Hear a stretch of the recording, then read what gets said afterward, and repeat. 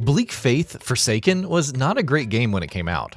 Staggering in its incredible and sprawling vision and ambition, especially given the three-person development team that made it, the game nonetheless buckled under the weight of its own scope, juxtaposed against the scarce resources its development received. While the game had a lot of great stuff going in its favor, a very intriguing setting, combined with some incredible art design and breathtaking locales, as well as some really compelling exploration relying on the player's observational prowess, were chief among its merits. But it was buggy, barely functioning, frustrating to actually play, and obtuse to the point of veering on unplayable plenty of times. You won't leave until you get what you've come for. Let us be quick then.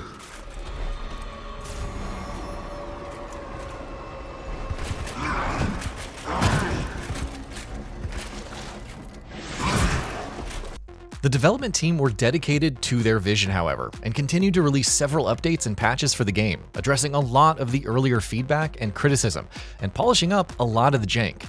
Now don't get me wrong, there is still a lot of jank here, with floaty controls, a terrible lock-on, a poor camera, frame rate drops with alarming frequency, and confusing tutorials and UI that can often be counterintuitive in how they convey information to the player.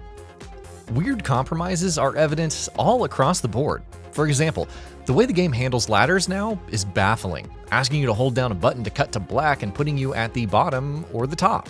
You don't get any actual animations of you going up or down the ladder. Worse still, there is no actual feedback when you're holding down the button, triangle on the PS5, to use a ladder. You get a prompt to lower the ladder, but you never get one when you go up or down it. Weirdness like this is evident across the board, and it's unclear how much of the obtuseness is an attempt at a minimalist storytelling and exposition FromSoft's seminal Dark Souls series employs, and how much of it is simply down to budget and resource constraints.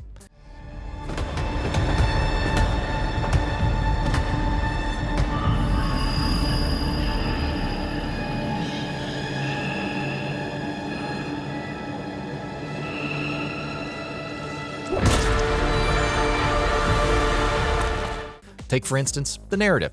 The incredible aesthetic for the world, a fusion of steampunk, gothic, and some cyberpunk, hints at a greater story here, while making the world itself compelling to explore based purely on how things might look. But the game never quite gets there. The things said by NPCs and bosses or lore drops in the game remain inscrutable to me. What I can tell you is that the world and aesthetic certainly seem to suggest it might be very cool.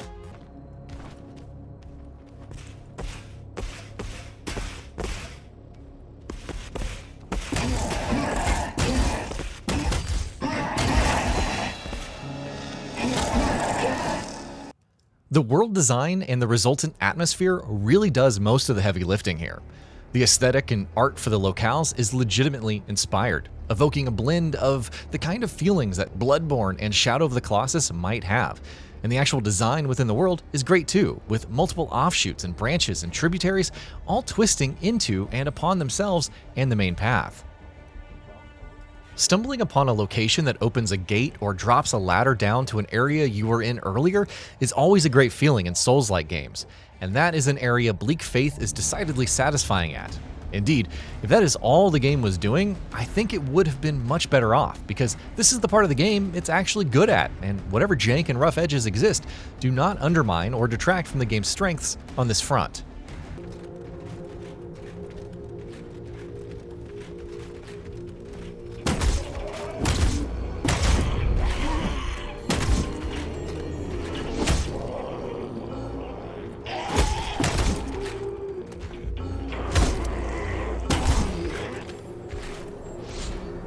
The problem comes with the insistence on combat. Bleak Faith does not do well here.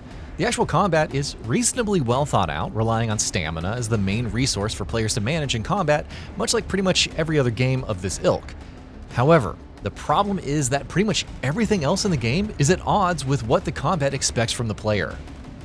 The controls are sluggish, the lock-on is perplexing. Every single time on the first boss fight, it locked onto some enemy who is very far away and not even reachable, instead of the actual boss, who is right there. The camera is always a struggle, and the character movement is just far too floaty and heavy to be able to keep up with what the game obviously wants its player character to do.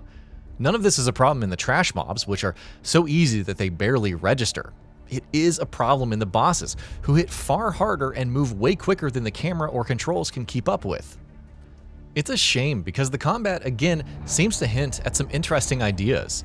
The combo system, with its accompanying buffs and penalties, is an interesting spin on how stamina-based combat is typically handled in FromSoft's games, and their derivatives.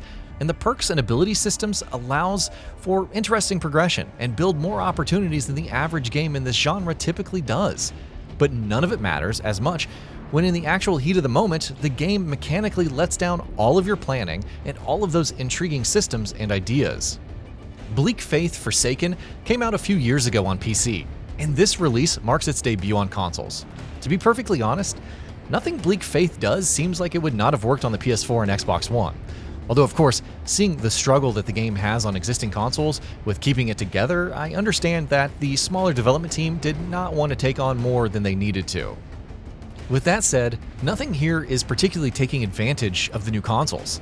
I do like the really fine haptic feedback on the DualSense that the game provides, but other than that, you don't get to select between different graphical modes. The load times are fine, but near the middle of the pack for a game of this nature, and the other technical issues such as frame rate drops and pop-in have been mentioned several times already. The game all comes down to a few core strengths then: the art, the aesthetic, the atmosphere, and the exploration. All of that is great. Pretty much everything else has caveats, or stumbles greatly in its execution, from the story being entirely obtuse, the combat being either completely trivialized or undermined by the poor camera and controls, and the game's jank constantly getting in the way and generating friction for the player. If you're a fan of the genre and love the atmosphere and satisfaction of exploring these worlds, and have already run through the several other alternatives available, then it's worth looking into this game. It's not full price, which does make it a slightly easier pill to swallow than it otherwise would have been with the sheer number of caveats and issues that it does have. But if you're not a fan of the genre or have yet to play any other entrants into the genre, most of which are better rounded titles than this is, then I would recommend those before this one now.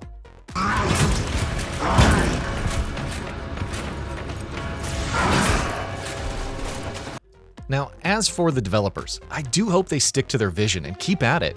There is a lot of talent here, very clearly, and I hope they're able to build on their strengths and work on addressing their weaknesses. They could put out something truly special at some point in the future. And that'll be about it for this one. If you guys like what we're doing at GamingBolt, please consider subscribing to our channel, and I'll see you guys on the next video.